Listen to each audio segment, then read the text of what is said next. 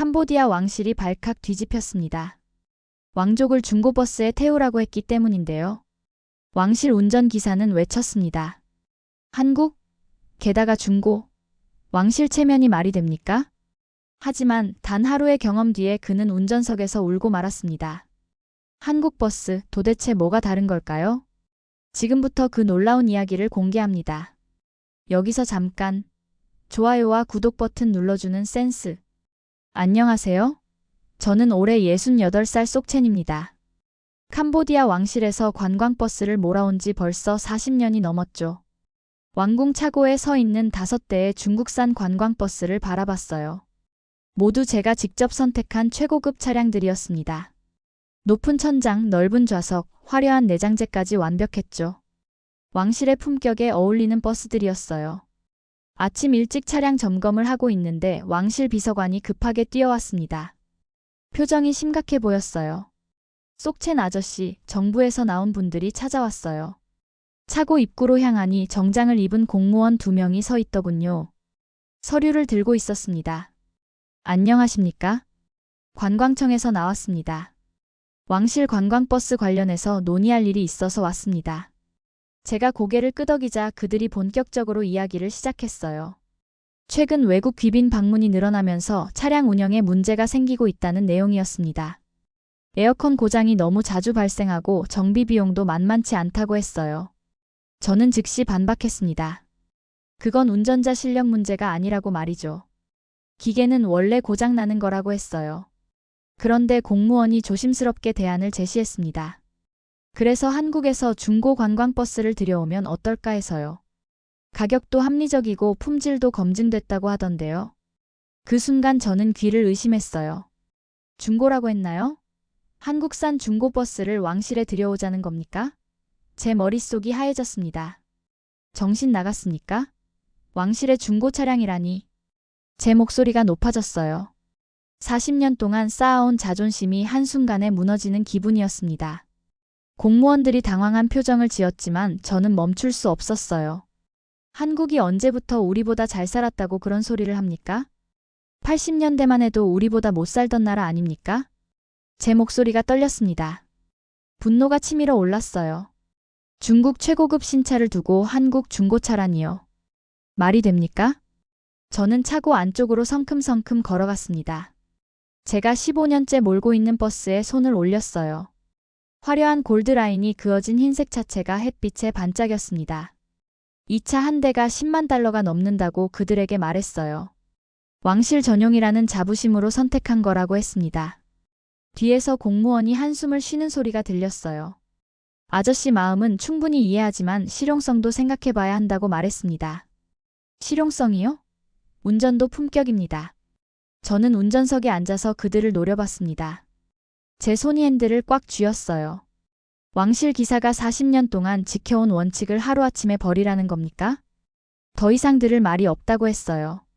공무원들이 서로 눈빛을 주고받더니 조용히 나갔습니다. 저는 혼자 차고에 남았어요. 버스 문을 열고 운전석에 앉았습니다. 가죽 시트의 촉감이 익숙했어요.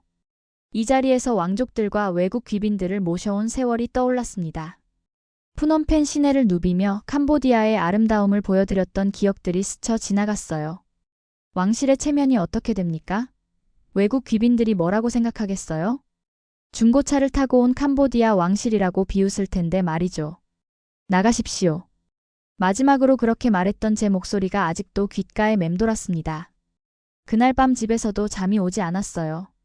한국산 중고버스라는 말이 머릿속에서 맴돌았습니다. 왕실의 명예를 걸고 평생 일해온 제가 중고차 기사가 되어야 한다는 겁니까? 절대 용납할 수 없었어요. 제 자존심이 허락하지 않았습니다. 그 일이 일어난 건 일주일 후였습니다. 일본 외무대신이 공식 방문한다는 소식이 들려왔어요. 왕실에서는 최고의 예우를 준비했죠. 저 역시 제가 가장 아끼는 버스로 영접 준비를 마쳤습니다. 아침부터 차량 점검을 완벽하게 했어요. 엔진 오일부터 타이어 공기압까지 하나하나 확인했습니다. 에어컨도 시험 가동해봤죠. 시원한 바람이 나왔어요. 문제없다고 생각했습니다. 오전 10시에 왕족분들이 버스에 오르셨어요. 왕자님과 공주님, 그리고 수행원들까지 총 15명 정도였습니다. 일본 외무대신과 수행단도 함께 탑승했어요. 오늘 날씨가 참 덥네요. 일본 외무대신이 말씀하셨습니다. 통역관이 바로 캄보디아어로 번역해드렸어요. 푸놈펜 시내로 향하는 길이었습니다.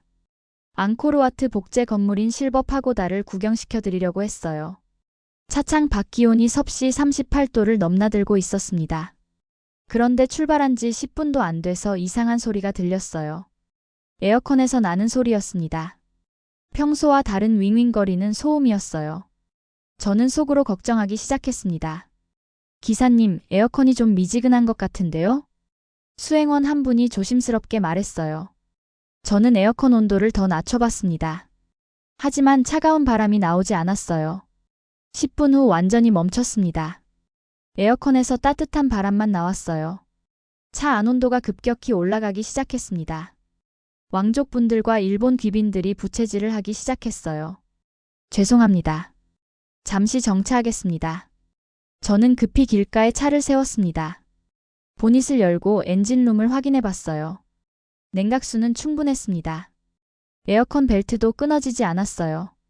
도대체 뭐가 문제인지 알 수 없었습니다. 차 안에서는 왕족분들이 손수건으로 땀을 닦고 계셨어요.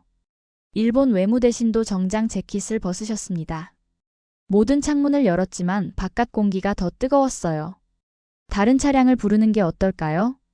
수행원이 제안했습니다. 하지만 대체 차량이 도착하려면 1시간은 걸릴 텐데요. 그 시간 동안 귀빈들을 이 더위에 방치할 수는 없었어요.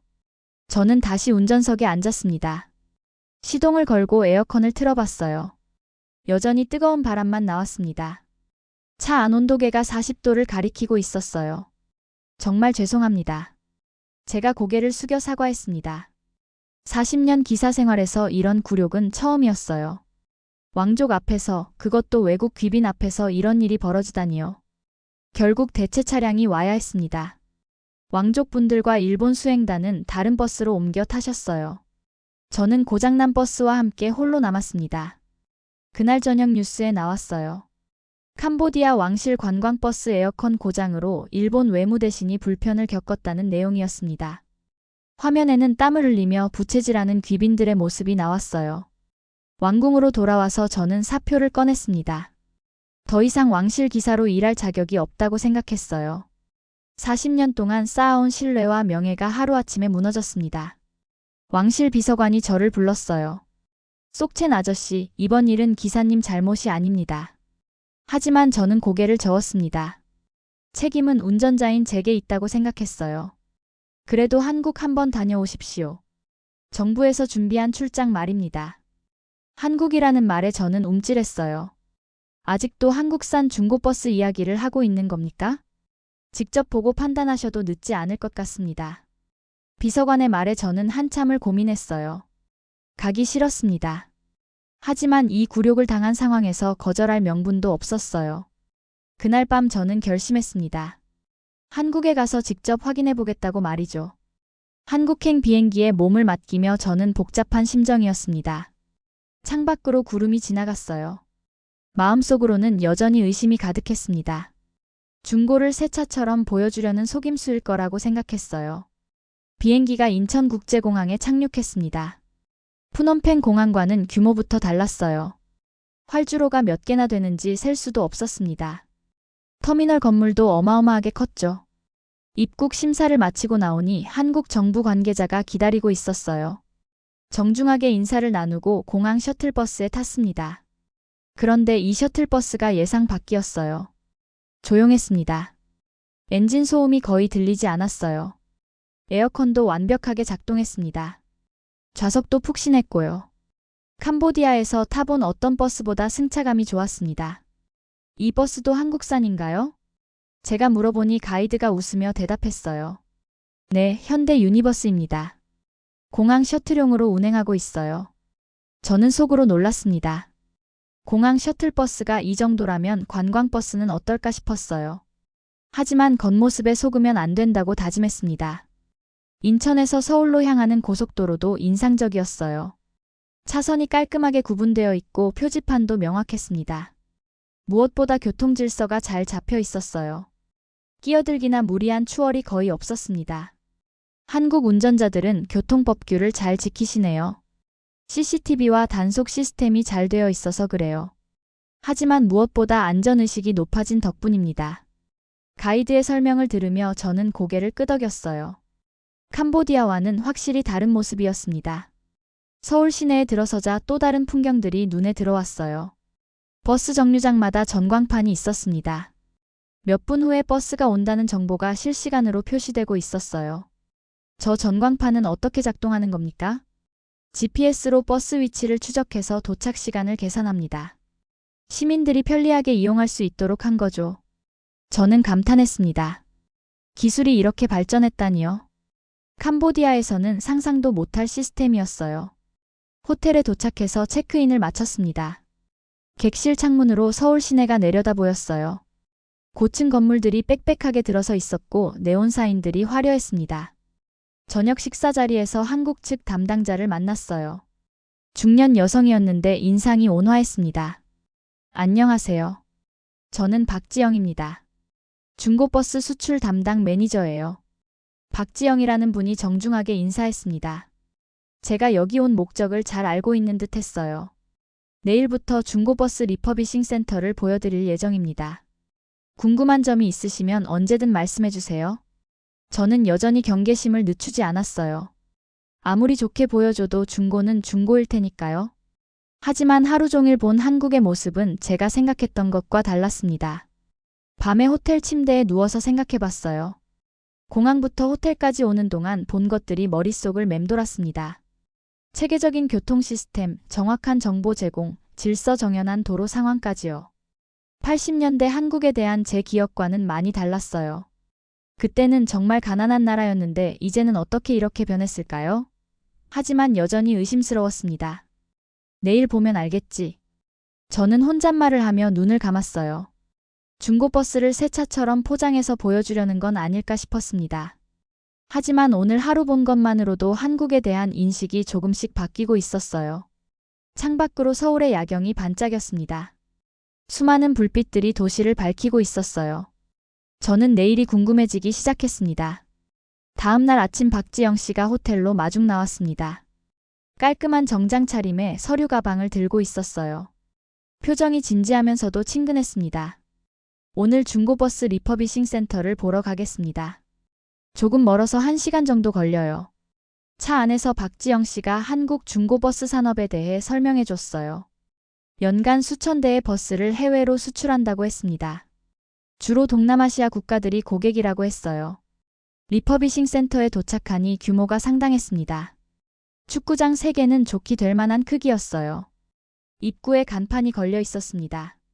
한국 중고버스 재생센터라고 적혀 있었죠. 여기서 모든 작업이 이루어집니다. 해체부터 재조립까지 말이에요. 박지영 씨가 저를 안내했습니다. 첫 번째 구역에서는 버스들이 완전히 분해되고 있었어요.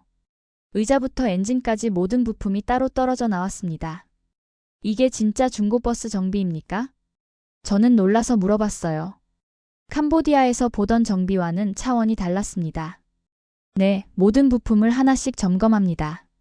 사용할 수 없는 건 새 부품으로 교체하고요. 작업자들이 부품마다 번호를 매기고 상태를 기록하고 있었어요. 컴퓨터로 모든 데이터를 관리하는 모습이었습니다. 체계적이라는 말이 절로 나왔어요. 두 번째 구역에서는 엔진 정비가 한창이었습니다. 엔진을 완전히 분해해서 내부까지 청소하고 있었어요. 피스톤부터 밸브까지 하나하나 점검했습니다. 엔진도 이렇게까지 뜯어서 정비하나요? 물론입니다. 엔진은 버스의 심장이니까요. 조금이라도 이상이 있으면 전부 교체합니다. 박지영 씨의 설명을 들으며 저는 고개를 끄덕였어요. 캄보디아에서는 엔진에 문제가 생겨도 대충 떼워서 쓰는 경우가 많았거든요. 세 번째 구역은 에어컨 시스템 전용이었습니다. 냉각장치부터 송풍팬까지 모든 부품을 교체하고 있었어요. 특히 냉각 테스트를 따로 하는 걸 보고 놀랐습니다. 에어컨은 정말 중요합니다. 특히 동남아시아 같은 더운 지역에서는 생명과 직결되니까요. 박지영 씨가 말하자 제 가슴이 철렁했어요. 며칠 전 일본 외무 대신 앞에서 당했던 굴욕이 떠올랐습니다. 네 번째 구역에서는 완전히 재조립된 버스들이 최종 점검을 받고 있었어요.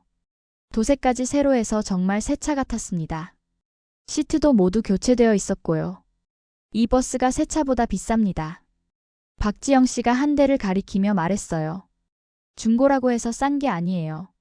품질 보증을 위해 투자하는 비용이 만만치 않거든요. 저는 속으로 의아했습니다. 중고인데 새 차보다 비싸다니요? 그럴 이유가 있을까 싶었어요. 한번 타보시겠어요? 박지영 씨가 버스 문을 열어줬습니다. 계단을 올라서니 내부가 깨끗했어요. 새 차 냄새까지 났습니다. 좌석에 앉아보니 쿠션감도 좋았고요. 에어컨을 틀어보니 차가운 바람이 세차게 나왔습니다. 소음도 거의 없었어요. 온도 조절도 정확했습니다. 제가 몰던 중국산 신차보다 성능이 좋아 보였어요. 엔진룸도 보시겠어요? 박지영 씨가 보닛을 열어줬습니다. 엔진이 반짝반짝 빛났어요. 새 엔진처럼 깨끗했습니다. 오일도 새로 교체했고 각종 호스들도 모두 새 것이었어요. 정비도 기술이 아니라 정신입니다. 박지영 씨가 진지하게 말했어요. 이 버스를 타실 분들의 안전과 편안함을 생각하면서 작업합니다. 그래서 새 차보다 더 꼼꼼하게 점검하는 거예요. 그 말이 제 마음에 깊숙이 박혔습니다. 정비도 기술이 아니라 정신이라니요. 왜 이런 생각을 못했을까 싶었어요. 마지막 구역에서는 완성된 버스들이 출고 대기 중이었습니다. 모두 번쩍번쩍 빛이 났어요. 정말 새 차와 구별이 안 될 정도였습니다. 이 버스들은 어디로 가나요? 대부분 동남아시아로 갑니다. 태국, 베트남, 필리핀 같은 나라들이요. 저는 하루 종일 본 것들이 믿어지지 않았어요. 이게 정말 중고버스 정비 과정인가 싶었습니다. 캄보디아에서 본 어떤 신차 공장보다 체계적이고 꼼꼼했거든요. 호텔로 돌아가는 길에 박지영 씨가 물어봤어요. 어떠셨어요? 생각하신 것과 달랐나요? 저는 잠시 말문이 막혔습니다. 솔직히 인정하고 싶지 않았어요. 하지만 오늘 본 것들은 부정할 수 없었습니다. 다음 날 아침 박지영 씨가 특별한 제안을 했습니다. 직접 운전해보는 시승 체험이었죠. 리퍼비싱 센터 옆 시승장에 VIP 관광버스 한 대가 준비되어 있었어요. 직접 몰아보시겠어요? 박지영 씨가 열쇠를 건네줬습니다. 저는 조금 망설였어요. 한국 도로 사정을 잘 모르는데 괜찮을까 싶었거든요. 괜찮습니다. 제가 옆에서 안내해 드릴게요. 운전석에 앉으니 모든 것이 익숙했습니다. 핸들, 기어, 페달 위치가 제가 몰던 버스와 비슷했어요. 하지만 계기판이 더 정교해 보였습니다. 시동을 걸자 엔진 소리가 거의 들리지 않았어요. 진동도 없었습니다. 제가 40년 동안 몰아본 어떤 버스보다 정숙했죠. 정말 조용하네요. 소음 차단에 특별히 신경 썼습니다. 승객들의 편안함을 위해서요. 박지영 씨의 설명을 들으며 저는 기어를 넣었습니다. 기어 변속도 부드러웠어요. 클러치 감각도 좋았고요. 서울 시내로 나가니 교통량이 많았습니다. 하지만 버스가 민첩하게 반응했어요. 핸들이 가벼우면서도 정확했습니다. 브레이크도 예민하지 않고 적당했죠. 첫 번째 정류장에서 시험 승객들이 탔습니다. 관광업체 직원들과 일반 시민들이었어요. 모두 호기심 어린 표정이었습니다. 이게 정말 중고버스예요? 한 승객이 놀라며 물어봤습니다. 좌석에 앉더니 감탄사를 연발했어요. 새 차 같은데요? 쿠션도 푹신하고 공간도 넓고요. 에어컨을 틀어보니 시원한 바람이 균등하게 나왔습니다. 소음도 전혀 없었어요. 온도 조절도 즉시 반응했습니다. 남산타워로 향하는 길에 경사진 구간이 나왔습니다. 엔진 파워가 궁금했어요. 가속 페달을 밟자 힘있게 올라갔습니다. 승객들이 밀리는 느낌도 없었죠. 엔진 출력이 상당하네요. 네, 산악 지형이 많은 동남아시아를 고려해서 엔진을 업그레이드했습니다. 박지영 씨가 자랑스럽게 말했습니다.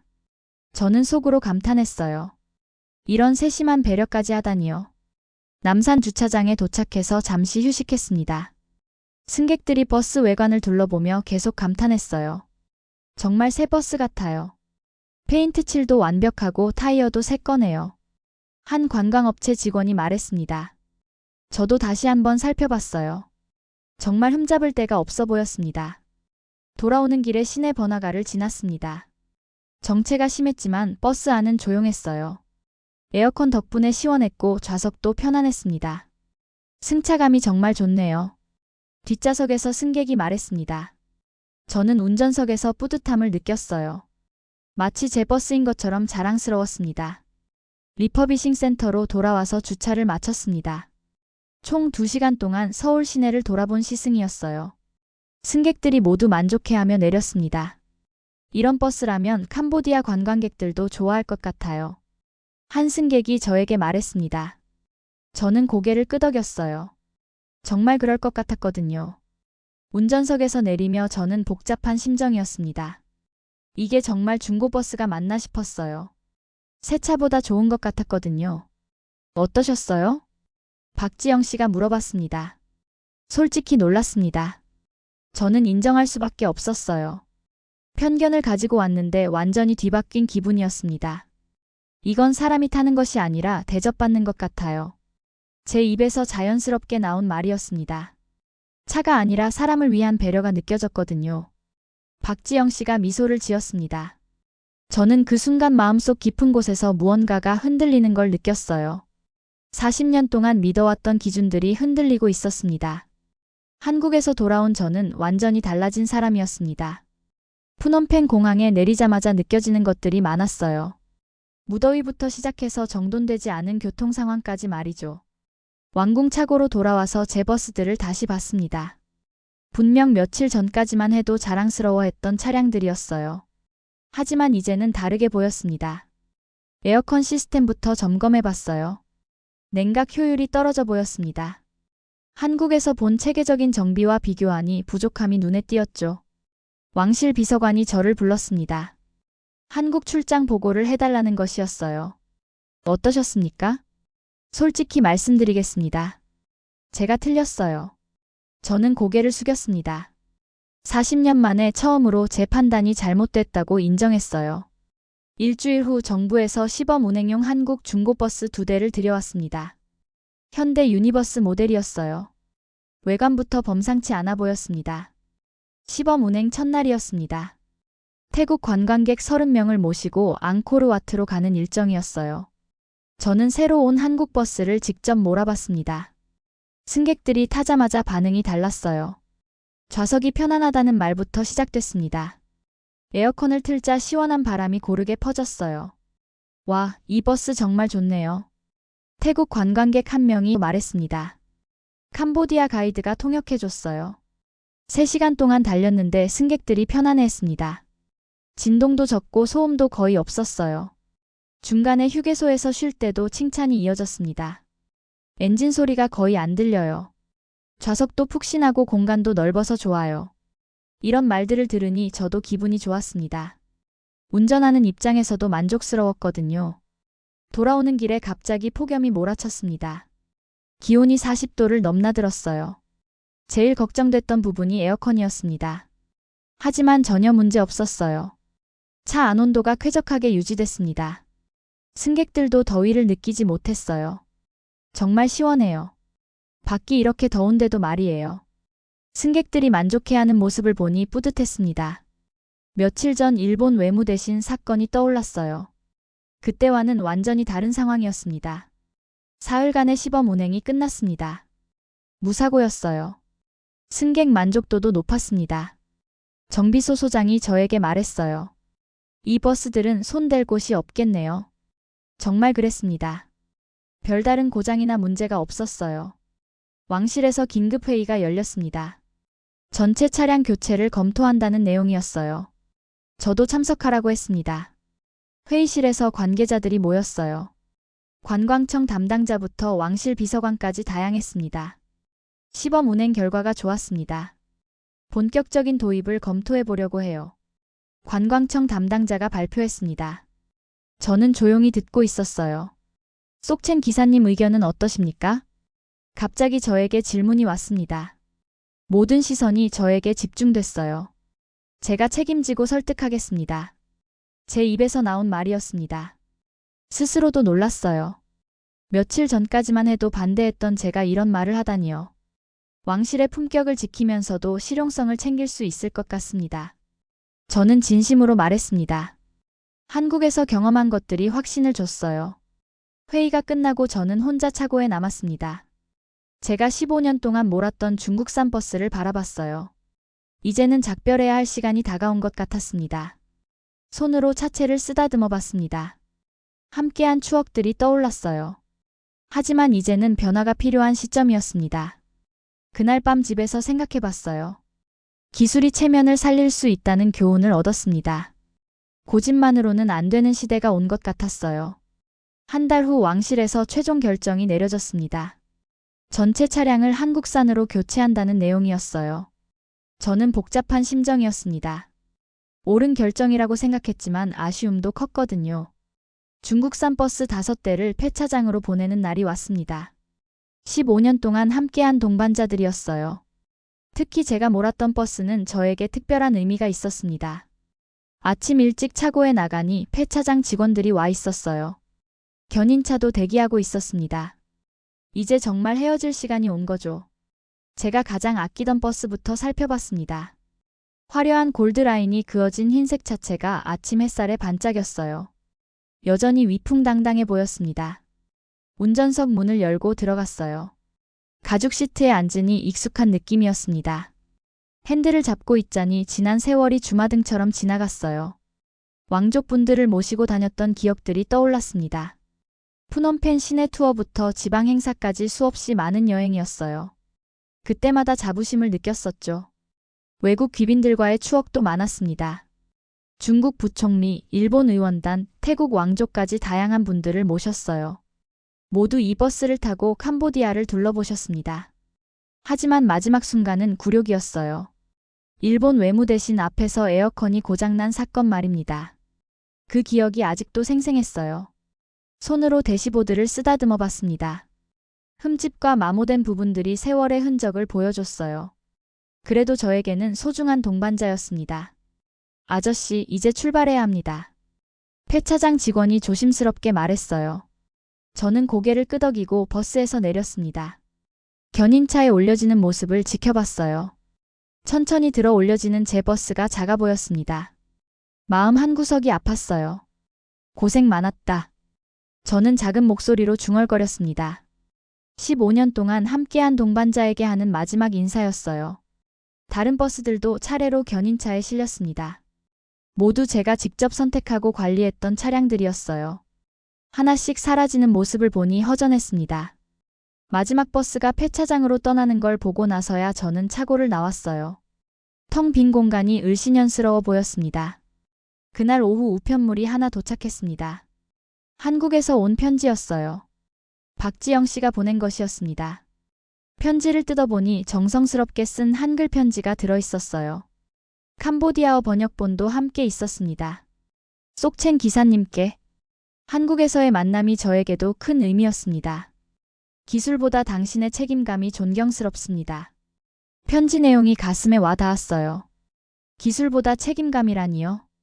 제가 평생 추구해온 가치를 인정받은 기분이었습니다.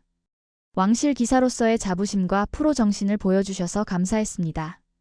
앞으로도 좋은 인연이 이어지길 바랍니다.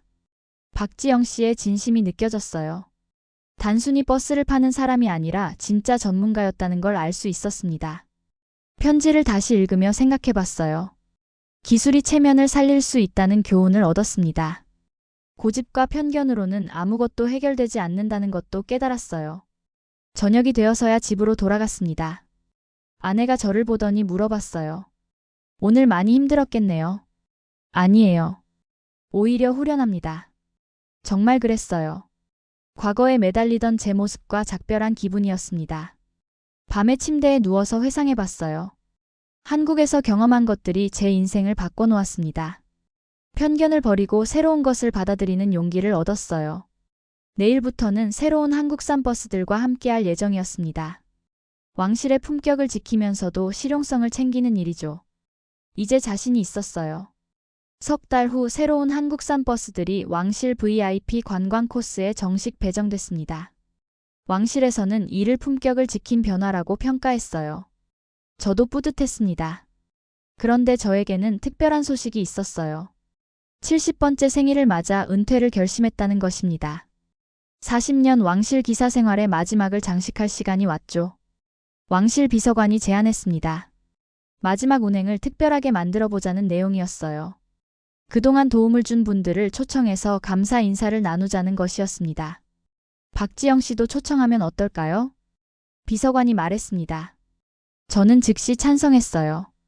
제 인생을 바꿔준 분이었거든요. 일주일 후 박지영 씨가 캄보디아에 도착했습니다. 푸놈펜 공항에서 만나니 반가웠어요. 한국에서 만났을 때보다 편안한 표정이었습니다. 쏙첸 기사님, 오랜만입니다. 멀리서 와주셔서 고맙습니다. 저는 진심으로 인사했어요. 박지영 씨 덕분에 새로운 세상을 경험할 수 있었거든요. 마지막 운행 날이 밝았습니다. 왕실 관계자들과 정부 인사들이 참석했어요. 박지영 씨도 특별 게스트로 함께했습니다.